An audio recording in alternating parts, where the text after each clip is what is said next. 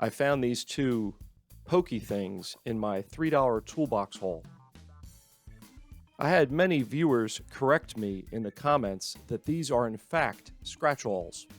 Apparently, a lot of folks must have missed my father-daughter project.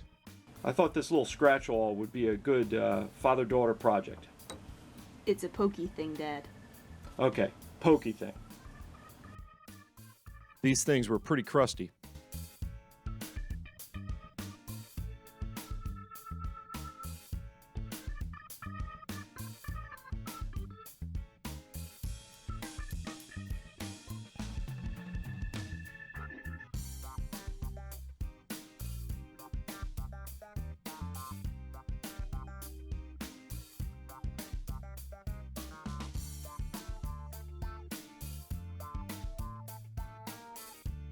Both of them were marked grants.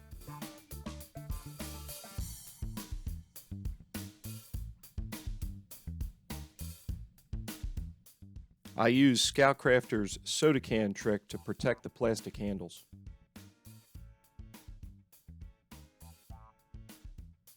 I started off with 80 grit, then 120 grit.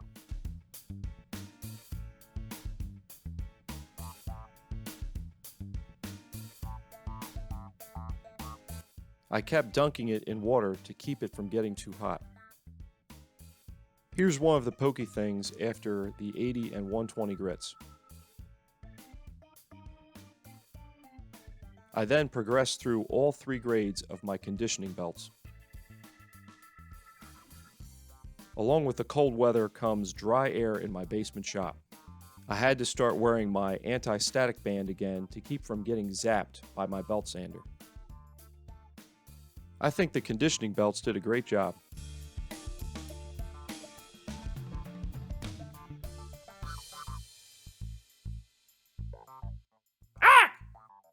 You know, Chuck, you're right. What if someone doesn't have a belt sander and fancy conditioning belts? I decided to clean up the second pokey thing by hand. First, I scraped the loose rust off with a razor blade. It was already looking better after scraping. I got this pack off of Amazon. It's got 5 different grits. It's easy to rip off the length of sandpaper you want. The paper is cloth backed, so it holds up pretty well. I started out with 150 grit.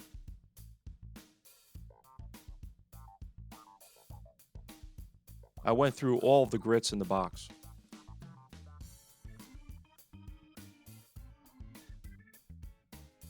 Then I used the maroon and gray Scotch-Brite pads I get at Home Depot.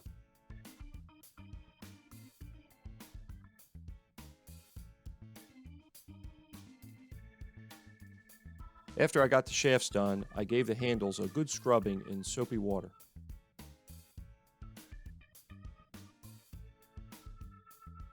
Here they are after their bath.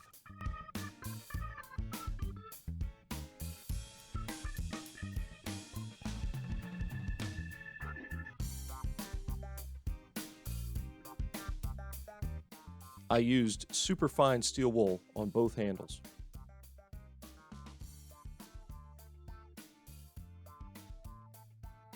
I wrapped the steel wool around a dowel to get into the fluting.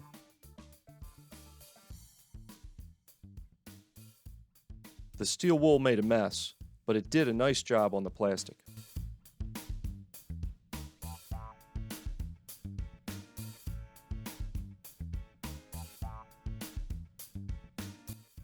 Chuck and I used our flits to polish one handle.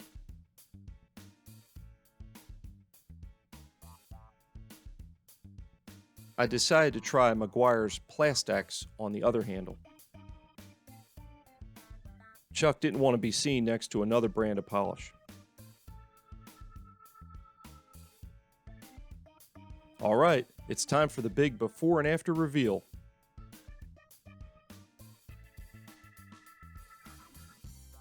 These pokey things were in pretty rough shape.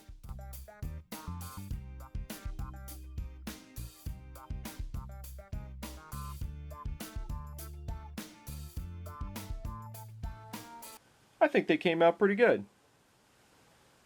This is the handle Chuck and I used the flits on.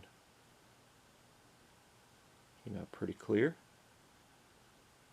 I mean, it's so clear you can see the rusty shaft in the center there.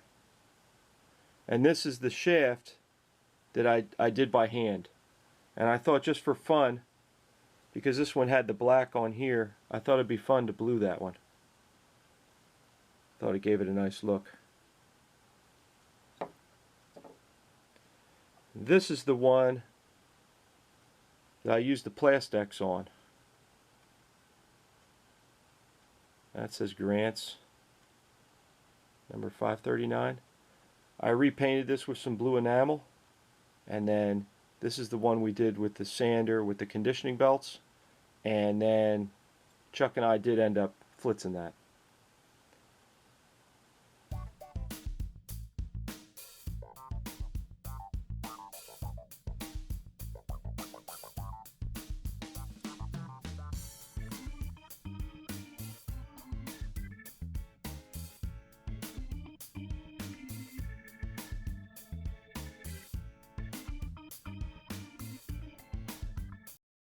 William Thomas Grant opened his first 25-cent store in 1906.